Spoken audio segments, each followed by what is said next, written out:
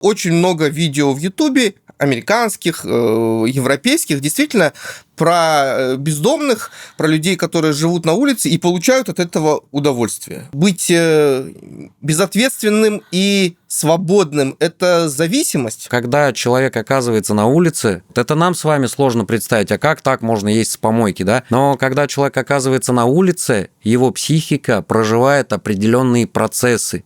То есть психика любого живого организма заточена под то, чтобы подстраиваться, адаптироваться и выживать. И если уже с научной точки зрения посмотреть на человека, который живет на помойке и говорит: мне все нравится, меня все устраивает. Как у нас говорит алкоголик, который спивается, да? Он говорит: мне все нравится, меня все устраивает. Это что такое?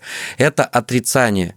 Отрицание – это глубинный эволюционный механизм психики, который помогает закрывать нас от боли. Наша психика нас спасает. Поэтому человек живет во внутреннем конфликте, он хочет домой, он хочет в горячую ванну, он хочет семью, но самому себе в этом признаться, да, что я упал, я проиграл, и психика начинает защищаться через отрицание, находя какие-то плюсы.